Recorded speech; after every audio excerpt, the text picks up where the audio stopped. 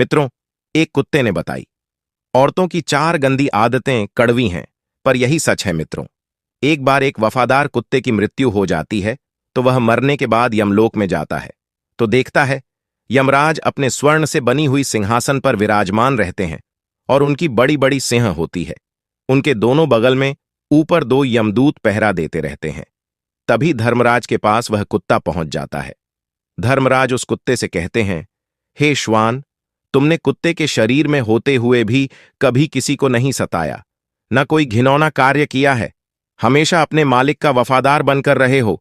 इतना तो कोई मनुष्य भी होता, वह भी नहीं करता। खैर, मैं तुम्हारे काम से बहुत प्रसन्न हूं, और जो वफादार होते हैं वह मुझे अत्यंत प्रिय होते हैं।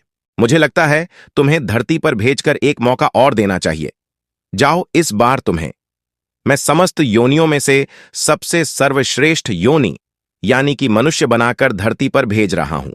जाओ और जाकर मनुष्य के रूप में पृथ्वी के सुख और ऐसो आनंद को भोगो। धर्मराज के इतना कहने पर भी कुत्ते के चेहरे पर बिल्कुल भी खुशी नहीं आई। धर्मराज ने पूछा, हे स्वान, मैंने तुम्हें इतना अच्छा शरीर देने का वरदान दिया, पर इस मनुष्य शरीर को पाने के लिए तो स्वर्ग के देवताओं भी तरसते हैं, फिर तुम खुश क्यों नहीं हुए? तब कुत्ता कहता है, हे प्रभु, मैं मानता हूं कि मनुष्यों की सबसे उत्तम योनि है, लेकिन जब से मैंने मनुष्यों के कुकर्म देखे हैं, तब से इच्छा ही नहीं होती कि मैं मनुष्य बनूं। तब धर्मराज कहते हैं, हे स्वान, तुमने क्या देख लिया है? मनुष्यों में जो उनसे इतनी नफरत करने लगे हो। तब कुत्ता कहता है धर्मराज, यदि आप सुनोगे तो आप भी नफरत करने लगोगे। पृथ्वी तल पर अब मनुष्य मनुष्य नहीं रह गया है। वह अपनी सारी मर्यादाओं को, सारे कर्तव्यों को भूल गया है कि मैं मनुष्य हूं, जिसे वेद में सर्वश्रेष्ठ दर्जा मिला है। और तो और वह अपना भोजन तक भूल गया है, अपना पहनावा भूल गया। वह यह भी भूल गया कि मैं स्त्री हूं या पुरुष हूं। वह अपने माता पिता को भूल गया है, ना जाने क्या क्या भूल गया है। सुनता हूं और देखता हूं तो ऐसा लगता है जैसे पृथ्वी पर सबसे निंद और घृणित योनि यही है। थोड़े बहुत लोग तो सही मिल जाते हैं, लेकिन उन लोगों की चलती ही नहीं है। उन्हें धूर्त और पाखंडी समझा जाता है। हे धर्मराज, मुझे तो इसीलिए मनुष्यों से नफरत सी हो गई है। आप मुझे कुछ भी करके, आप मुझे कुछ भी बनाकर धरती पर भेज दो, भले ही मुझे फिर से कुत्ता ही बना दो, लेकिन मनुष्य मत बनाना, क्योंकि मैंने मनुष्य को कुछ ऐसे घिनौने काम करते हुए देखा है जिन्हें देखकर मुझे लज्जा आती है और घृणा से मेरा सर फटता चला जाता है।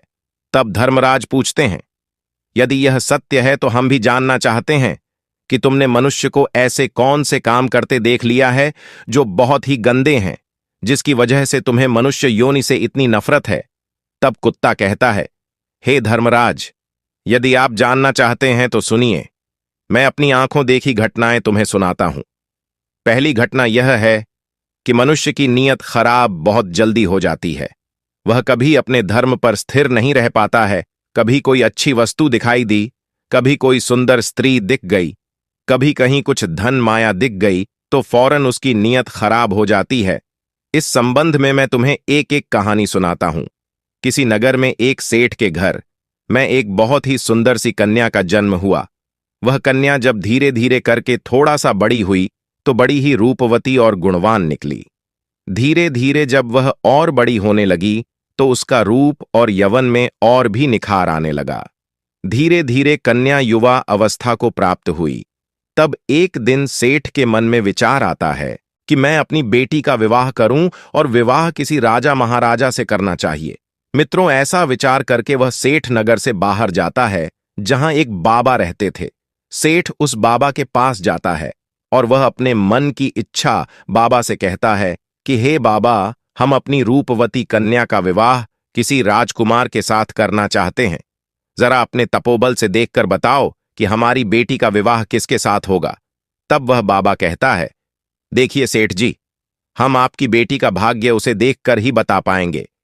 या तो आप अपनी कन्या को यहां बुला लाइए या फिर हम आपके घर चलते हैं। फिर वह सेठ कहता है, हां बाबा, आप हमारे घर पधारिए। आपके चरण हमारे घर में पड़ जाएंगे तो घर भी पवित्र हो जाएगा और हमारी बेटी का भाग्य देखकर जरूर बताए। मित्रों, अगले दिन सुबह सुबह वह बाबा उस सेठ के घर जाते हैं। तब वह सेठ उस बाबा को अपने घर में बुलाता है। थोड़ा सा जलपान करने के बाद उसे अपने घर के बाहर एक पीपल के पेड़ के पास में एक चादर बिछाकर उसी पर बिठा देता है। फिर वह बाबा कहता है, हे सेठ जी, आप शीघ्र ही अपनी पुत्री को बुलाओ, जिसका तुम्हें भाग्य दिखाना है। अब तो वह सेठ अपनी पुत्री को आवाज देता है तो उसकी पुत्री घर से बाहर धीरे धीरे करके आती है। मित्रों, उसकी पुत्री इतनी सुंदर थी कि जब उस बाबा की उसकी पुत्री पर नजर गई तो वह बाबा ही उस पर आकर्षित हो गया। मुनि बाबा का मन सेठ की कन्या पर मचल गया और वह सोचने लगा, ऐसी कन्या यदि मुझे मिल जाए तो मेरे भाग्य खुल जाए। अब कोई ऐसा जतन करूं जिससे यह लड़की मुझे मिल जाए। यही सोच करके वो मुनि बाबा एकदम से रोने लगता है। मुनि बाबा को रोता हुआ देखकर सेठ में पूछा, बाबा, आप तो कभी बोलते भी नहीं थे, आपके रोने का क्या कारण है? तब वह बाबा सेठ को एकांत में ले जाकर समझाता है कि तुम्हारी कन्या की मस्तक रेखाओं को देखकर हमें रोना आ रहा है, क्योंकि इन रेखाओं का यह फल है कि यह कन्या तुम्हारे कुल का नाश कर देगी और जिस घर में जाएगी उस घर को भी ले डूबेगी। मुनि बाबा की बात सुनकर सेठ घबरा जाता है, पूछने लगा, बाबा, क्या इसका कोई उपाय नहीं है जिससे कि हमारा कुल नष्ट होने से बच जाए? तब मुनि बाबा कहता है, इसका एक ही उपाय है, तुम अपनी कन्या को एक संदूक में बंद करके उस पर एक दिया जलाकर रख दो और संध्या काल के समय उसे नदी में बहा दो, तब तो तुम बच जाओगे, वरना थोड़े ही दिनों में तुम्हारा घर नष्ट हो जाएगा। मित्रों, ऐसी बात बताकर मुनि बाबा तो अपने ठिकाने की ओर चला जाता है। उधर उस सेठ ने मुनि बाबा ने जैसा बताया था वैसा ही किया। अपनी कन्या को एक बड़े से संदूक में बंद कर दिया और उसके ऊपर एक दिया जलाकर रख दिया। जैसे ही शाम का समय होता है वह उसे नदी में प्रवाहित कर देता है। वह संदूक बहता हुआ नदी में चला जा रहा था। मित्रों, आपको बता दें कि मुनि बाबा ने ऐसा क्यों करवाया था। उसने सोचा कि जैसे ही सेठ अपनी कन्या को संदूक में बंद करके नदी में बहाए, वैसे ही कुछ दूर आगे जाकर मैं उस संदूक को निकाल लूंगा और उस लड़की को मैं अपनी स्त्री बना लूंगा। यही सोचकर मुनि बाबा ने अपने 4 चेले नदी के किनारे बैठा दिए और कहा कि आज की रात इस नदी में बहता हुआ एक संदूक आएगा, तुम चुपचाप उस संदूक को निकालकर मेरे पास ले आना। चेलाओं ने कहा, ठीक है गुरुजी। अब तो साधु के चेले जाकर नदी के किनारे बैठ गए। उधर क्या होता है, वह संदूक जैसे ही नदी में छोड़ा जाता है, कुछ दूर आगे तक पहुंच जाता है। कुछ दूर आगे नदी के किनारे इस राज्य के राजा का पुत्र शिकार खेलने के लिए घोड़े पर सवार होकर उसी नदी के किनारे से जा रहा था। तभी उस राजकुमार के घोड़े को बहुत जोरों से प्यास लगी थी। जब उसका घोड़ा जोर से हिनहिनाया, तब वह राजकुमार समझ गया कि हमारा घोड़ा बहुत ही प्यासा है। फिर वह अपने घोड़े को उस नदी के पास में ले गया तो अचानक उसकी नजर उस संदूक पर पहुंच जाती है। राजकुमार ने झटपट अपने सिपाहियों से कहकर उस संदूक को बाहर निकलवाया। राजकुमार ने संदूक खोलकर देखा तो उसमें एक बहुत सुंदर अप्सरा सी राजकुमारी लेटी हुई थी। राजकुमार उसे देखते ही उस पर लट्टू हो गया। राजकुमार ने उसे तभी अपनी पत्नी बना लिया और उस संदूक में जंगली सूअर पकड़कर बंद कर दिया और उसके ऊपर दीपक जलाकर रख दिया। फिर उस संदूक को फिर से उसी नदी में प्रवाहित कर दिया। संदूक बहता हुआ आगे के लिए चला गया। अब आगे तो महात्मा जी के चेले नदी किनारे घात लगाए बैठे ही थे कि जैसे ही संदूक आएगा हम निकाल लेंगे। तभी उन्होंने देखा कि एक संदूक बहता हुआ आ रहा था। जब उन्होंने संदूक को देखा तो झटपट करके संदूक बाहर निकाला और अपने गुरु के पास ले आए। गुरु को पता ही था कि संदूक में सेठ की सुंदर कन्या बंद है, इसलिए उसने संदूक को कमरे के अंदर रखवा दिया और चेलाओं से कहकर बाहर से कुंडी लगवा दी और कहा, सुनो, इस कमरे से चाहे कितना ही शोर आए, चाहे मैं दरवाजा खोलने के लिए कहूं, चाहे कोई और, लेकिन तुम बाहर से कुंडी मत खोलना। उनके चेलाओं ने कहा, जो आज्ञा गुरुदेव। इस प्रकार वह मुनि बाबा संदूक के साथ कमरे में बंद हो जाता है और जैसे ही उसने संदूक खोलकर सेठ की कन्या को देखना चाहा तो मित्रों, उस संदूक से एक खूंखार जंगली सुअर निकलता है और उस मुनि बाबा को अपनी सूंड से मारना शुरू करता है। बाबा जी बहुत चिल्ला रहे थीं कि दरवाजा खोल दो, मगर किसी भी चेले ने दरवाजा नहीं खोला। आखिरकार सुअर ने बाबा जी को मारकर ही छोड़ा। जब सुअर बिल्कुल शांत हो गया तो चेलाओं ने दरवाजा खोलकर देखा तो अंदर गुरु मृत अवस्था में पड़े थे और कमरे के अंदर से वह सुअर निकलकर भाग गया। उनका पूरा शरीर लहूलुहान था। मुनि बाबा को अपने कुकर्म की सजा मिल चुकी थी। सेठ ने कितना भरोसा करके उस बाबा से पूछा था, लेकिन उसने सेठ के साथ कितना बुरा किया। फिर मित्रों, फिर आगे वह कुत्ता कहता है, हे धर्मराज, इसीलिए मेरी इच्छाएं मानव शरीर की बिल्कुल नहीं है। धर्मराज कहते हैं, हे स्वान, वास्तव में यह तुम्हारी कहानी बिल्कुल सच थी। किसी पर भी भरोसा नहीं किया जा सकता। पता नहीं कब किसकी नीयत खराब हो जाएगी। इसीलिए तो कहते हैं कि मनुष्य को छोड़कर बाकी समस्त प्राणी प्राकृतिक नियमों का पालन कर रहे हैं। केवल मनुष्य ही बदलता जा रहा है, और इतना बदल गया है कि बदलते बदलते पशु बन गया है। कोई किसी पर विश्वास करने के लायक ही नहीं रहा है। आज का जमाना यह आ गया है कि किसी विश्वासी का भी विश्वास नहीं किया जा सकता। फिर आगे वह कुत्ता कहता है, हे धर्मराज, अब मैं तुम्हें दूसरी घटना सुनाता हूं। ध्यान देकर सुनो। एक बार एक पंडित जी काशी में विद्या अध्ययन करने के लिए गए थे। उन्होंने 12 वर्ष तक पढ़ाई की। जब उन्होंने सब कुछ पढ़ लिया तो पढ़ने के बाद वे वापस अपने घर लौट आए और अपने पिताजी से कहा, पिताजी, मैं सब कुछ पढ़कर आ गया हूं। अब मुझे सब कुछ याद है। आप मुझसे कोई सा भी प्रश्न पूछ सकते हो, मैं उसका भली भांत ठीक ठीक उत्तर दूंगा। पंडित जी के पिताजी जी कहने लगे, ठीक है बेटा, जब तुम सब कुछ पढ़कर आए हो तो तुम मेरे एक छोटे से प्रश्न का उत्तर दे दो। पंडित जी कहने लगे, ठीक है पिताजी, पूछिए। पिता ने पूछा कि मुझे सिर्फ इतना बता दो कि पाप के बाप का क्या नाम होता है। फिर पंडित जी ने सोचा कि पाप का बाप यह तो मैंने कभी पढ़ा ही नहीं है। जो किताबें मैंने पढ़ी उसमें यह विषय तो था ही नहीं। फिर तो पंडित जी रात भर किताबें पलटते रहे, परंतु पाप के बाप का नाम नहीं मिला। पंडित जी के पिताजी कहने लगे, जब तुम्हें पाप के बाप का नाम नहीं मालूम तो तुमने क्या खाक पढ़ाई की है? अभी तक तुम्हें पाप के बाप का ही नाम नहीं पता है। अपने पिता की बात को सुनकर पंडित जी कहने लगे, पिताजी, आप चिंता न करो। आखिर मैं एक ब्राह्मण का बेटा हूं। मैं पाप के बाप का नाम ढूंढकर ही वापस लौटूंगा, चाहे 12 वर्ष मुझे फिर से क्यों ना बीत जाए। मित्रों, पिताजी से इतना कहकर पंडित जी पुनः काशी के लिए रवाना हो जाते हैं। फिर कुत्ता कहता है, हे धर्मराज, जब पंडित जी घर से काशी के लिए चल दिए तो रास्ते में उन्हें बहुत तेज प्यास लगती है। एक गांव में उन्हें एक घर दिखाई देता है, तो पंडित जी उस घर में जाते हैं और वहां जाकर कहते हैं, मुझे बहुत जोर की प्यास लगी है। अगर घर के अंदर कोई हो तो मुझे पानी पिला दो। तभी घर के अंदर से एक स्त्री निकलती है और पंडित जी को पानी पिलाती है। पंडित जी पानी पीते हैं और पानी पीने के बाद पंडित जी उस औरत से पूछते हैं, यह किसका घर है? वह स्त्री कहती है, पंडित जी, आपको यह बात पानी पीने से पहले ही पूछनी थी कि यह किसका घर है। अब आपने पानी तो पी लिया, अब आप पूछ रहे हैं यह किसका घर है? तो सुन लो, यह घर एक वैश्या का है। मैं एक वैश्या हूं। पंडित जी ने जैसे ही वैश्या का नाम सुना तो उन्होंने एकदम से अपने कान पकड़ लिए और कहने लगे, राम राम, यह क्या हो गया? मुझसे तो भारी अपराध हो गया। मैंने एक वेश्या के घर का पानी पी लिया। पंडित जी मन ही मन सोचते हैं, पाप का बाप तो मिला नहीं, एक पाप और हो गया। तभी वह वैश्या कहती है, पंडित जी, आप आगे कहां जा रहे हो? पंडित जी ने वैश्या को सारी बात बताई और कहा कि मैं पाप के बाप का नाम ढूंढने जा रहा, मुझे काशी में मिलेगा, इसलिए मैं दोबारा काशी में पढ़ने जा रहा हूं। पंडित जी की बात को सुनकर वैश्या ने सोचा कि 12 वर्ष काशी में पढ़कर आए हैं तो भी नहीं मालूम कि पाप के बाप का नाम क्या है, और अब फिर से काशी पढ़ने जा रही है। मगर यह जरूरी भी नहीं कि पंडित जी जब काशी में पहुंच जाए तो उन्हें पाप के बाप का नाम वहां मालूम पड़ जाए। जब यह मेरे पास आए हैं तो क्यों ना मैं ही इन्हें बता दूं कि पाप के बाप का नाम क्या होता है। ऐसा सोचकर वो वैश्या पंडित जी से कहती है, पंडित जी, आपको पाप के बाप का नाम मालूम करना है तो काशी जाने की कोई जरूरत नहीं है। पाप के बाप का नाम तो मैं ही आपको बता सकती हूं।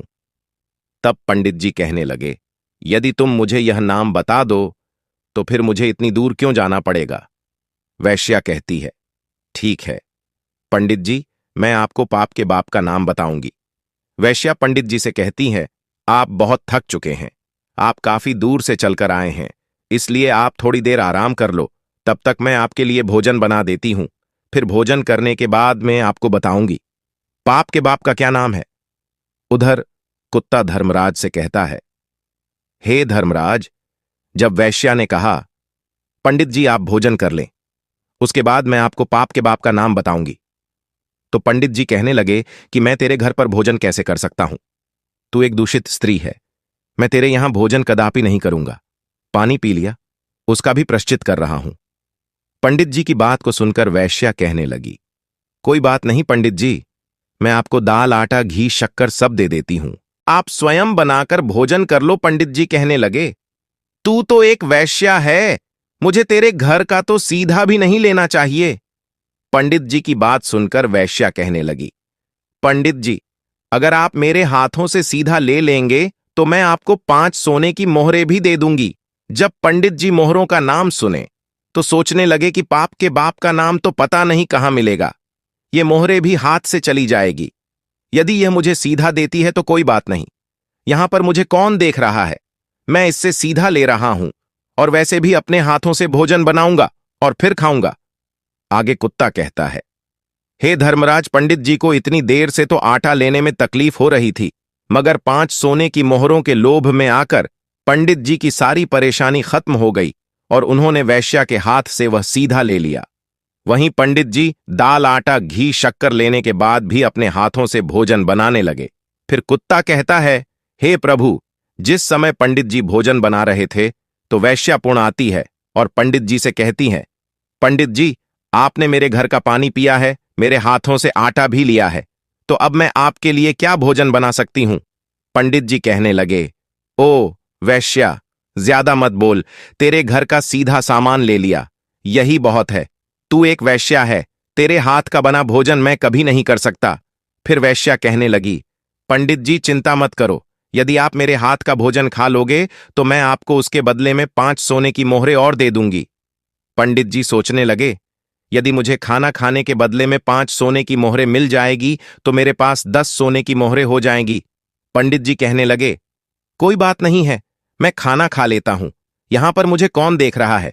फिर पंडित जी वैश्या से कहते हैं, मैं तुम्हारे हाथ का खाना खा लेता हूं, लेकिन तुम स्नान करने के बाद ही भोजन बनाना। तो वैश्या कहने लगी, ठीक है पंडित जी, मैं स्नान करने के बाद ही भोजन बनाऊंगी। 5 सोने की मोहरें देने के बाद वैश्या ने पंडित जी के लिए भोजन बनाया और पंडित जी ने कहा, बस अब तुम चली जाओ, मैं अपने आप भोजन कर लूंगा। तभी वैश्या कहने लगी, पंडित जी, मैंने आपके लिए भोजन बनाया है तो आप मेरे हाथ से खा भी लो तो क्या हो जाएगा। अब तो पंडित जी कहते हैं, हे दूषित स्त्री, अंगुली पकड़ के अब तू हाथ पकड़ना चाहती है, मैं तेरे हाथों से कभी भोजन नहीं कर सकता, तू एक वैश्या है। तभी वैश्या कहने लगी, पंडित जी, यदि आप मेरे हाथों से खाना खा लेंगे तो मैं आपको 5 सोने की मोहरें और दे दूंगी। पंडित जी सोचने लगे, अगर यह मुझे 5 सोने की मोहरें और दे देगी तो मेरे पास 15 सोने की मोहरें हो जाएंगी। फिर पंडित जी वैश्या से कहने लगे, ठीक है, यदि तुम अपने हाथों से मुझे भोजन कराना चाहती हो तो अपने हाथों से मुझे भोजन खिला सकती हो। पंडित जी की बात सुनकर वैश्या ने पंडित जी को भोजन की थाली परोसी। सामने पंडित जी बैठ गए, इधर दूसरी तरफ वैश्या बैठ गई। बीच में वैश्य ने भोजन की थाली रख दी। वैश्या ने निवाला लिया और अपने हाथ से पंडित जी के मुंह के पास हाथ ले गई। फिर पंडित जी ने भी वैश्या के हाथ से निवाला लेने के लिए अपना मुंह खोल दिया। जैसे ही पंडित जी ने मुंह खोला, वैसे ही वैश्या ने पंडित जी के गाल पर एक जोरदार तमाचा झड़ दिया। पंडित जी आग बबूला हो गए, कहने लगे, तेरी यह मजाल, तू वैश्या होकर के मुझ पर हाथ चलाती है, थप्पड़ मारती है, तूने बहुत बड़ा अपराध किया है। वैश्या ने कहा, पंडित जी, मैंने कोई अपराध नहीं किया है, मैंने तो आपको शिक्षा दी है। आप जिसकी तलाश में आए थे उसका उत्तर बताया है। अपराध तो आपने किया है, आप मेरे घर का पानी पीते हैं, आप मेरे घर का सामान लेते हैं, आप मेरे घर से बनाया हुआ भोजन करते हैं, आप मेरे हाथों से भोजन करते हैं। जब आप वैश्या के यहां पर कोई काम नहीं कर सकते तो फिर यह सब आपने क्यों किया। पंडित जी कहने लगे, तेरे भाव और प्रेम के कारण। तो वैश्या कहने लगी, प्रेम के कारण नहीं, यूं कहिए कि लोभ के कारण आपको 15 सोने की मोहरें दिखाई दे रही थीं, इसलिए आप मेरे घर का खाना खाने को तैयार हो गए, मेरे हाथ से भी खाने को तैयार हो गए। यही तो पाप का बाप है। लोभ लोभ दिखता गया और आप वो सब करते गए जिसे करना आप पाप समझते थे। वैश्या की बात को सुनकर पंडित जी